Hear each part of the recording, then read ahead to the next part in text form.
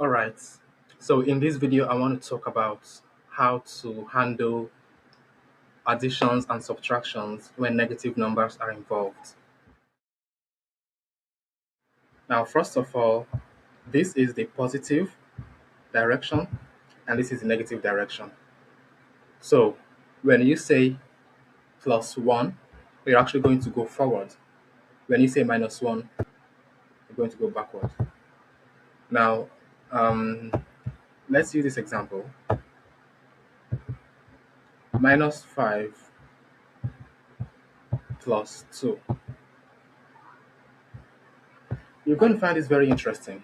Now, minus 5. Where is minus 5? We're going to start at minus 5, right? Minus 5 is right here. Then plus 2. This is the positive direction right here. So you're going to have to go forward. Minus 5 plus 2 is going to be 1, 2. Minus 5 plus 2 is minus 3.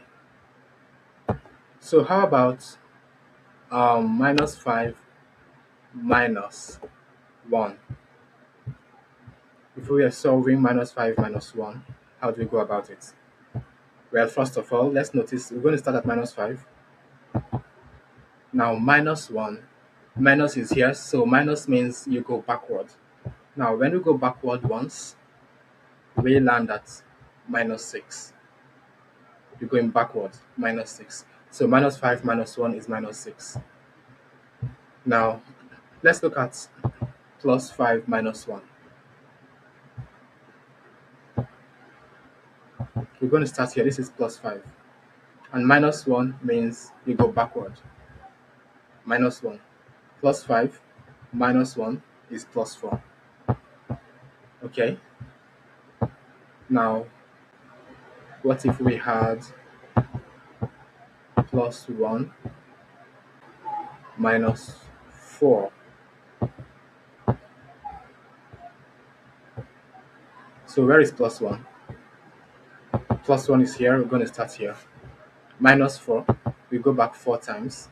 1, 2, 3, 4. Plus 1 minus 4 is minus 3. Okay?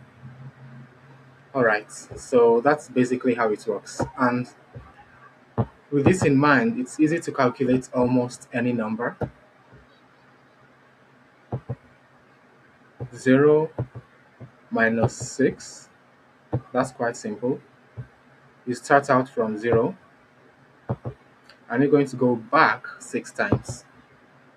1, 2, 3, 4, 5, 6. So 0 minus 6 is going to be minus 6.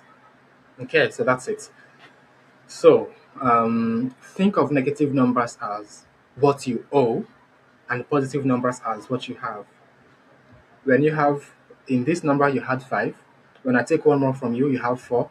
When I take one more from you, you have 3. When I take one more from you, you have 2. When I take one more from you, you have 1. When I take one more from you, you have nothing. When I take one more from you when you have nothing, you're going to have to borrow from someone to give me. When you borrow from someone to give me, you're going to owe 1. When I take one more from you, you have to borrow from someone to give me again. Now you're going to owe 2. When I take one more from you, you're going to have to borrow again to give me, and now you're going to owe 3. When I take one more from you, you're going to have to borrow again to give me, and now you're going to owe 4. When I take one more from you, you're going to have to borrow again to give me, and you're going to owe 5. So think of minus as what you owe, and pluses as what you have.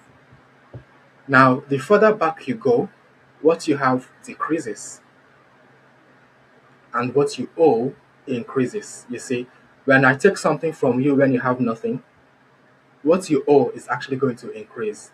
That's why when you subtract from a negative number, the reason it appears as an increase is because now you are looking at what you owe instead of what you have. So now I hope this is easier to understand.